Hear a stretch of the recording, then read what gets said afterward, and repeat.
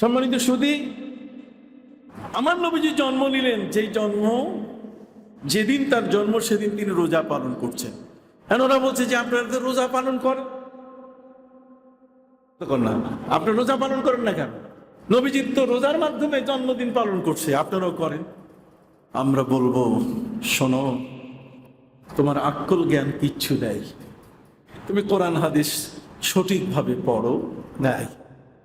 নবীজি সাল্লাল্লাহু কাছে 3 জন সাহাবী আসছে। কয়জন? এসে তারা নবীর কাছে আমল শিখবেন। সফর করে নবীজির বাড়িতে আসছেন, কিন্তু নবীজি বাড়িতে নাই। 3 জনে মিলে 3 ধরনের কথা। 3 বন্ধু, এক বন্ধু, 3 বন্ধুর এক বন্ধু বলে, বন্ধুরে চলো ফিরে যাই, নবী নাই। কখন আসে? আনসার্টেন, কতক্ষণ না সময়ে আমরা বুঝতে পারছি না কখন আসবে, কতক্ষণ বসে থাকবো, চলো যাই। আরেকজন বলছেন না, অপেক্ষা করি, নবী আসবেন, আসছি নিয়ত কইরা কিছু নিয়ে যাব। কতক্ষণ? আবার 3য় জন বলছে না, নবীকে এসে পাইলাম না, অতএব চলে যাব না, আর এখানে বসেও থাকবো না। তা কি করবা? যে নবীর ঘরে তার রিপ্রেজেন্টেটিভ আছে, নবীর ঘরে তার প্রতিনিধি হযরতে মা আয়েশা, তিনি তো কাছে থেকে নবীর ইবাদত দেখেন। অতএব চলো মা আয়েশার কাছ থেকে আমরা ইবাদত, নবীজি কি করেন আমরা তো জানতে এসেছি নবীর ইবাদত, অতএব মা আয়েশার কাছ থেকে আমরা জেনে নেই।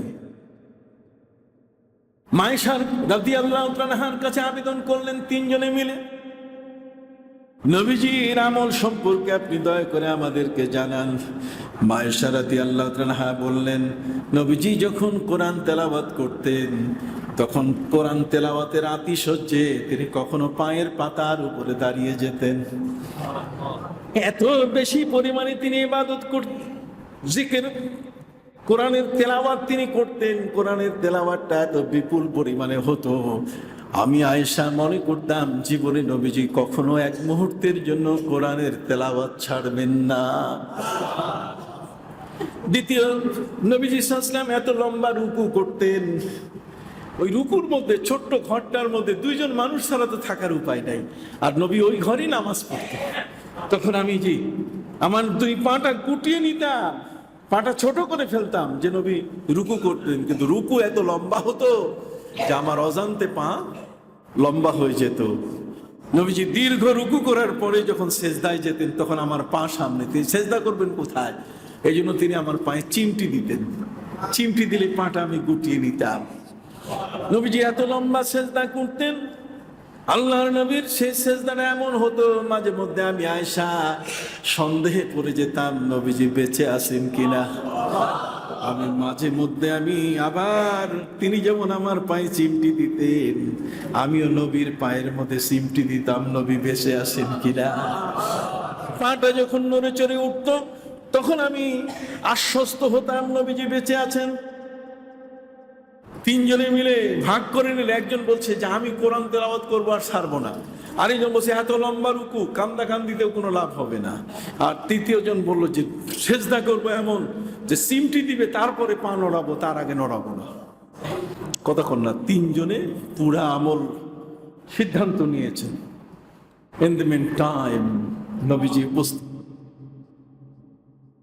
নবীজির সাথে সাক্ষাৎ হয়ে গেল 3 জনের।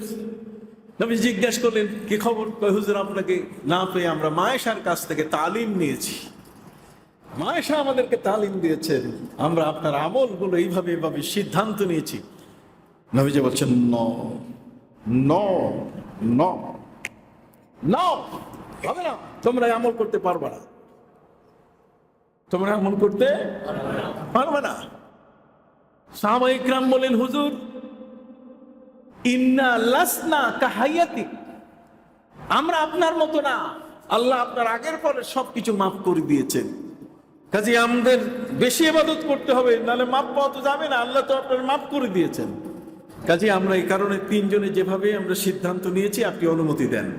নবীজি বলছেন না। সাহাবায়ে ইকরাম বলেন, তাহলে কি করব? নবীজি বললেন, ফাত্তাকুল্লাহ মাস্তাতাতুম, যতটুকু শক্তি আছে তোমার ততটুকু দিয়েই তুমি যতটুকু পারো ততটুকু করো। আমি যা পারি তোমরা তা পারবা না। আইয়ুকুম মিসলি, কে আছো আমি যা পারি তোমরা তা পারো। আমার নবী সাল্লাল্লাহু আলাইহি ওয়াসাল্লামের দেহের মধ্যে, আমার নবী সাল্লাল্লাহু আলাইহি ওয়াসাল্লামের দেহের মধ্যে 4000 মানুষের শক্তি, আর এক একটা মানুষের গায়ের শক্তি হলো জান্নাতি 1000 মানুষের শক্তি। আমার নবী সাল্লাল্লাহু আলাইহি ওয়াসাল্লাম কত বড়, তিনি বলছেন আইয়ুকুম মিসলি, কে আছো তোমরা আমার মতো। অতএব সেই নবী সাল্লাল্লাহু আলাইহি ওয়াসাল্লাম তিনি 3 জনকে বললেন যে সাহাবীরা, তোমরা যা সিদ্ধান্ত নিয়েছো বদল করো। তোমরা এত লম্বা রুকু, এত লম্বা সেজদা তোমরা এটা পারবা না। ফাত্তাকুল্লাহ মাস্তাতাতুম, যতটুকু তোমাদের শক্তি আছে ততটুকু দিয়েই তোমরা আল্লাহকে খুশি করো। সাহাবা ইকরামুল, হুজুর আমরা তো আপনার মতো না, আপনি অনুমতি দেন। তখন নবীজি আগুন বরাবর হয়ে গেলেন। তিনি বললেন আনা আলামুকুম বিল্লাহ ওয়া আন্নাল মারিফাতা ফাইলুল কলব ওয়া আনা আলামুকুম বিল্লাহ, আল্লাহ সম্বন্ধে তোমাদের চেয়ে আমি বেশি জানি। কাজে আমি যেটা পারি তোমরা সেটা পারবা, তোমরা তোমাদের শক্তি অনুযায়ী করো। এখন যারা কয় যে আমরা মিলাদ পড়ার সাথে সাথে রোজাও রাখবো, আরে আমাদের শক্তির সাথে তো এটা তাল মিলাইতে হবে। এটা তো নবী ফরজ করে দেন নাই, কতক্ষণ না, এটা তো ফরজ করে দেন নাই যে আমি মিলাদ করতে গেলে, মিলাদের স্মরণ করতে গেলে সেখানে রোজা করতেই হবে, এটা ম্যান্ডেটরি না। আসো, যদি শক্তি থাকে এটা ফরজ সাব্যস্ত করো, শক্তি থাকলে এটাকে তোমরা সাব্যস্ত করে এটা ওয়াজিব পারবা না। ফরজ সাব্যস্ত হলে কোরআনের আয়াত লাগবে, কথা কর। ওয়াজিব সাব্যস্ত হয়ে গেলে সেখানে হাদিসে মতবাতের লাগবে, হাদিসে মতবাতের ছাড়া ওয়াজিব সাব্যস্ত হবে না। সুন্নাত ভালো কথা, নবীজি করছেন আমরাও করব, আমাদের কোনো বিরক্তি নাই, তবে ম্যান্ডেটরি না, চাপায় দেওয়া যাবে না। ফিহি উলিদতু, আমি এদিন জন্ম নিয়েছি। নবীজি সাল্লাল্লাহু আলাইহি ওয়াসাল্লাম নিজেরটা করছেন, আমরাও সেটা অনুকরণ করে করব, কিন্তু সেই অনুকরণটা এমনও হতে পারে ওরা ফানা আলাকা যিকরাক, আমরা তার জীবনী আলোচনা করে করতে পারি। কি বলেন, ঠিক কিনা?